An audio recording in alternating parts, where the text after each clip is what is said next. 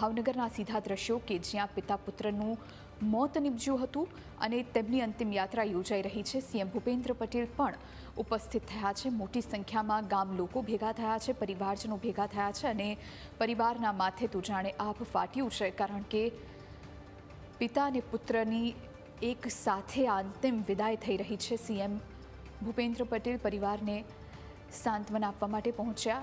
એ સ્ત્રી કે જેણે પોતાનો પતિ ગુમાવ્યો છે અને સાથે પોતાનો દીકરો પણ।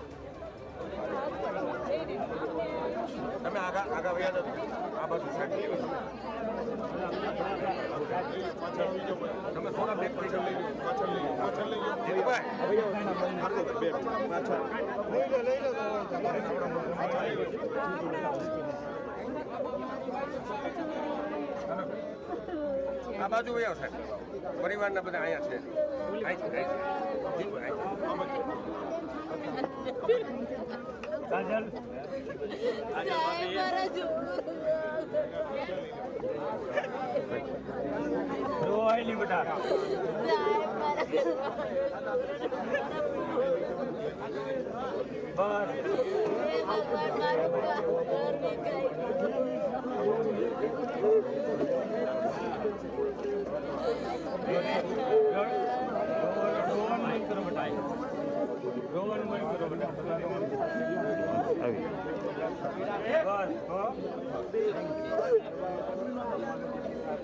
એટલું જ એને ફાયદો છે ભગવાનને।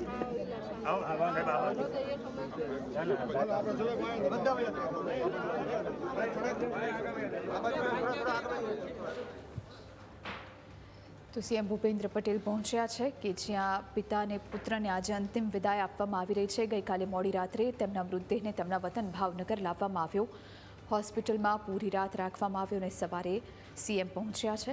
પરિવારજનોને ટાઢસ બંધાવી રહ્યા છે, હિંમત આપી રહ્યા છે, પરંતુ આ દુઃખ એ પરિવાર પોતે જ સમજી શકે કે જેમણે એક દીકરો ગુમાવ્યો છે, એક મોભી ગુમાવ્યો છે અને સાથે દીકરાનો દીકરો પોતાનો પુત્ર ગુમાવ્યો છે। અત્યારે પરિવાર સાથે વાતચીત કરતા સીએમ ભૂપેન્દ્ર પટેલ આપ જોઈ રહ્યા છો, મોટી સંખ્યામાં ગામ લોકો એકઠા થયા છે અને થોડી જ વારમાં અંતિમ યાત્રા નીકળશે।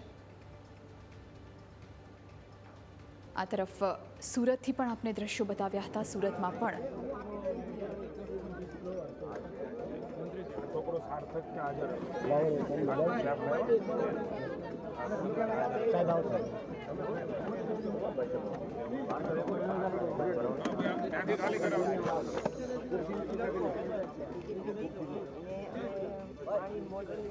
મારો ભાઈ ઓલો સ્મિત છે ને એની આ પાણીની બોટલ લેવા ગયો, એ પાણી પીધું બધાએ, પછી ફોટા પાડ્યા, ફોટા પાડીને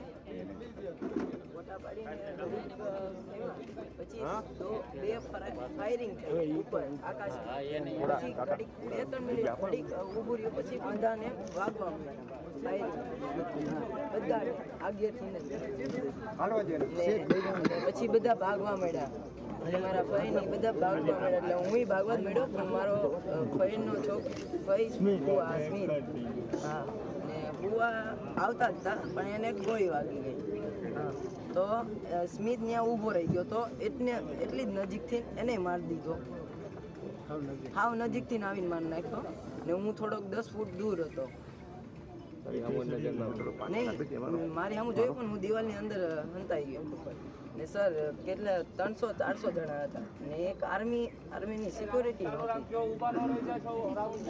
એક આર્મી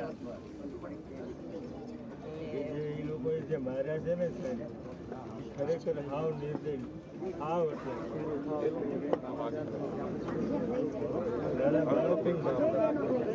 અડધી કલાક રહી તો આર્મી આવી। હું નીચે મારા ભાઈને માઇન્ડમાં ઉતારીને લાવ્યો ને, ત્યારે હું આર્મી મને સામે